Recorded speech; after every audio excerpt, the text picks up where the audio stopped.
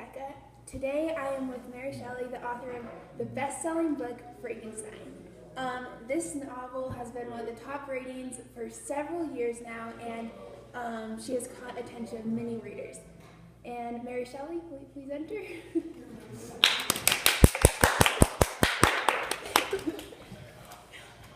Thank you, Isabel. It is truly an honor to be here today. I watch the show every day, and I never imagined my book would have had enough success to get me here today. Let me just say, I'm so glad that Frankenstein was successful. I've really enjoyed this book, and I haven't been able to put it down every single night I've read it. I've read it several times, and I have put this opportunity for my readers, so I have tons of eager questions to ask you. Okay, let's jump right in. Okay, so first, can you provide me a summary and introduction of the book so readers that haven't read it? Something that I wanted to be fascinating, so I make it switch around between multiple characters. The primary narrator was Robert Walton, who was quoting Victor Frankenstein. Victor quotes the monster in the first-person narrative. Then Elizabeth and Alphonse both narrate parts of the story through their letters to Victor. The protagonist is Victor Frankenstein, and the antagonist is the monster that Victor Frankenstein creates. Who was the publisher? There were many publishers, and they were Lacton, Hughes, Harding, Maber, and Jones. They all worked very hard to make Frankenstein be what it is today. I bet they did. That's very exciting. What would you say the main social issues are in the book? Because I have read and I've seen many issues arise throughout the book that might have a different meaning than they actually are. The main social issue that is prevalent in this book is the ethical issue of creating human life and the consequences that occur as a result of Victor's actions. Because the monster is scary, he is rejected and outcasted from society. I also wanted to address the division of gender roles that were common during this time in society. Women had very little power, and in the book, many of the girl characters are passive characters who work in the home. The men in the book, however, are encouraged to seek an education and have a lot more freedom and be more dominant in my book. Can you briefly tell us the main characters in the book so readers can understand? Yes, so the story starts with Robert Walton writing letters to his sister about being a captain of this ship in the Arctic Ocean. This is where Victor Frankenstein is introduced, who is the protagonist of the story. Victor studies in Ingolstadt and is raised by his father Alphonse Frankenstein and his mother Caroline. Victor creates the intelligent, 8-foot-tall monster. Henry Clerval is another important character because he is Victor's childhood best friend and spends a lot of time in Ingolstadt. Elizabeth is Victor's adopted sister who was rescued from an orphanage by Caroline. The rest of the characters play small roles in the story and are not as important. What would you say would be the main conflict in the book Frankenstein? So there were 3 types of conflict that I wanted to incorporate into my novel. The first is man versus the monster. Victor is in constant tribulation with himself regarding what he created, and this causes a lot of anxiety and problems inside of him. He becomes bitter and he turns away from the monster, and the monster becomes bitter that his creator has turned away from him, so it's like double-sided. My next conflict that I chose to include was monster versus society. The creature becomes an outcast to the world and everyone he encounters because he does not look the same or act the same as any other human should act. The next conflict that I chose to incorporate was man versus nature. Victor goes against all the laws of nature by creating life in an inhumane way in his lab. Victor becomes so scared by this process and he destroys the monster's mate. That's very interesting. I appreciate you answering these questions, and I'd like to ask you about what allowed you to get this idea for this book. I believe that for all authors, the day that we get an idea for a new novel is an unforgettable day. And mine has a funny story to it. It was a rainy day at Lake Geneva and we were all stuck inside the house. Byron suggested that we all write ghost stories and compare them when we were finished. I was only 19 years old, and I busied myself to think of a story, a story that can speak to the mysterious fears inside of us in our nature, and awaken horror, curdle the blood, and quicken the beating of the heart. So you were casually sitting around writing ghost stories when you wrote the most famous horror novel of all time. That's pretty great.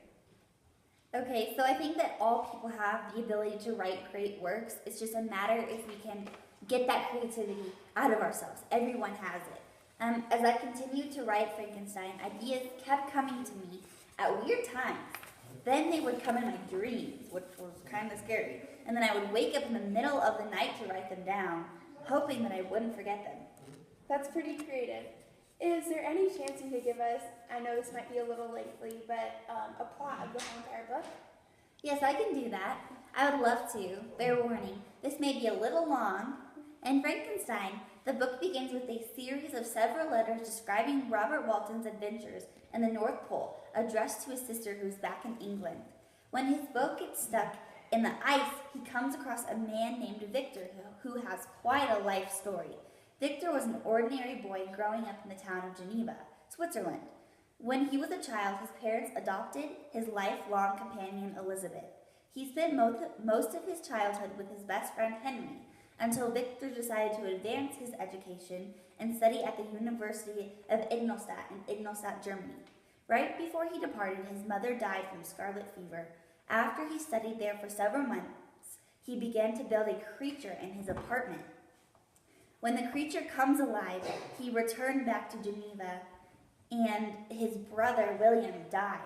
There he begins to become haunted by the creature, and he ran away in fear of what he created. When Victor encountered the creature, they had a conversation with the creature, who was demanding a mate, a companion for himself. Victor considered, and then he headed back. The creature proceeded to teach himself to read so he could adapt to his new family, the de Lacys. Victor began to head to England and Scotland with Henry to create the monster's mate. Yet he destroyed the creation halfway through, in a fit of rage. He returned to Geneva to his now fiancée, Elizabeth, and encountered the creature again, who cursed Elizabeth and Victor's wedding night. Elizabeth was killed by the creature on their wedding night, and Victor is determined to get revenge on the monster. He meets Robert Walton in the North Pole, as described in the beginning of the book, and dies on the ship after the monster talked to Walton. The monster then disappears in the darkness of the sea. Wow, that's so interesting. It's so nice to get a perspective from the actual author and how they got that idea. What do you think was the climax of the book? I would say definitely when Elizabeth is killed by the monster on their wedding night in the house. That is a very tragic moment. Can you point out a few social injustices in the book by any chance? Yes, I'd love to. A dominant class system for sure. One of the lines in my book says, "My ancestors had been for many years counselors and syndics, and my father filled several public situations with honor and reputation." So Victor becomes disgusted by his family's class system since they're the top class. That is interesting. Definitely. And so also I make a strong social statement about how the European ruling classes are keeping the common people in despair. Also, we have Justine, who was the adopted, beautiful blonde servant girl who was originally from a lower class, who is immediately blamed for the murdering, even though she's innocent. That's very interesting.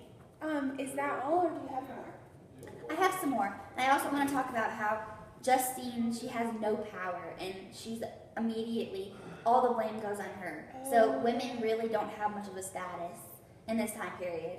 That does make a lot of sense. So also, the monster was the one who killed William, and man should not have the power to create life. Man is taking away women's power to give birth to life, and this is really a big issue in our society. And even in 2017, we're looking at cloning and the creation of life, and we have to judge if that's right or wrong in our society. Victor's abandonment of the creature shows a lack of responsibility for the harm his own actions caused. Safi, the girl who is part of the de Lacys, she faces serious pressure from her Muslim father, who wants her to be powerless as a woman. And this happens today in our society also, because sometimes people are forced to follow certain religions, and Islam there's a lot of women who don't have power. That has opened my eyes to a completely different meaning of the book, and that's very interesting because now I see a deeper meaning that you were looking for. Can you give me any tone symbols and anything that you were trying to incorporate in the book by any chance? So I would say my theme is mostly based around the consequences of your actions. And I use dangerous knowledge and sublime nature as well as secrecy to really help my theme shine through of what you do definitely has consequences and what you create is going to wreak harm on society. My tone is definitely gothic and romantic, very emotional, and it's very tragic, all of the deaths that the monster causes, and fatalistic. I want to thank you so much again for today, and I know you took a lot of time out of your day to come here, and that just means a lot to everyone and the Frankenstein community. Just one more question for closing. What would you want people to know about your book, and what was your motivation behind it? So Frankenstein shows a creature brought into the world by human hands, life without birth. I wanted to show the world a story of all that could go wrong when men try to play with God's creation. That is beautiful. Thank you so much for today, and I hope to see you in the future, and if I read that book again, I'm sure I'll have plenty more questions for you. It was my pleasure. Thank you so much for your time. Okay.